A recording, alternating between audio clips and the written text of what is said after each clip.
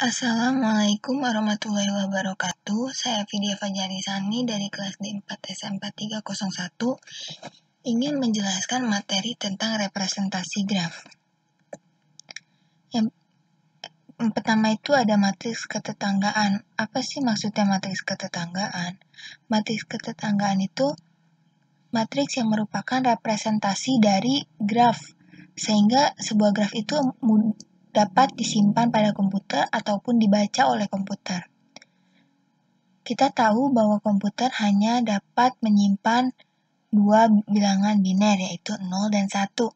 Nah, sehingga pada matriks ini dapat kita tulis ketika matriks tersebut terdapat hubungan, maka dapat kita tulis dengan angka 1. Sedangkan jika tidak ada hubungannya, maka kita tulis dengan angka 0.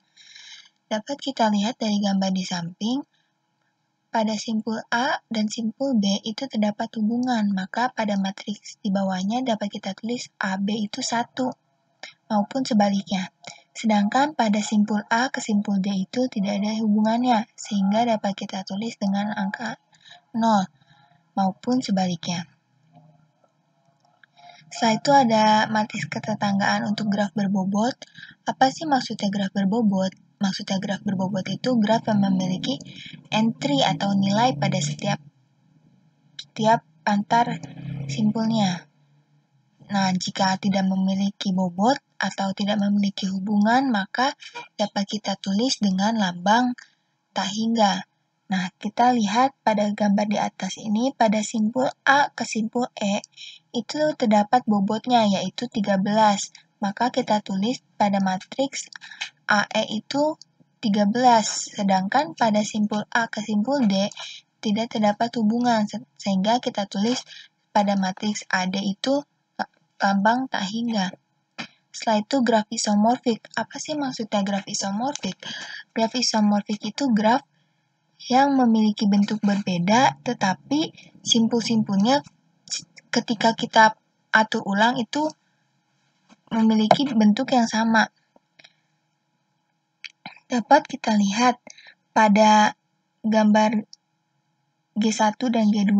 Ketika G2, simpul 3 ditarik ke kiri atas dan simpul 4 ditarik ke kanan atas, maka kedua simpul tersebut sama seperti simpul D dan C. Nah, itu yang disebut graf isomorfik.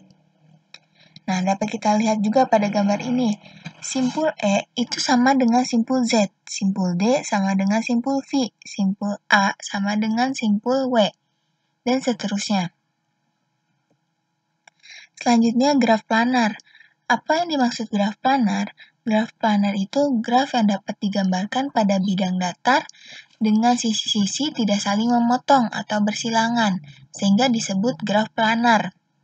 Nah, jika tidak, maka ia disebut graf tak berplanar. Dapat kita lihat pada gambar 01, pada graf B dan graf A itu termasuk graf planar, sedangkan pada gambar 02 tidak termasuk graf planar. Nah, terus ada graf bidang. Apa sih graf bidang? Graf bidang itu graf planar yang sudah digambar ulang, sehingga nggak ada sisi yang berpotongan. Jadi, pada graf B ini, kita lihat tadinya kan berpotongan ya seperti graf A. Nah, kita buat sisinya itu ke atas, jadi nggak ada yang berpotongan lagi. Sedangkan graf A itu disebutnya graf planar. Kalau graf B itu graf bidang. Selanjutnya kita membahas rumus Euler. Apa sih maksudnya rumus Euler itu?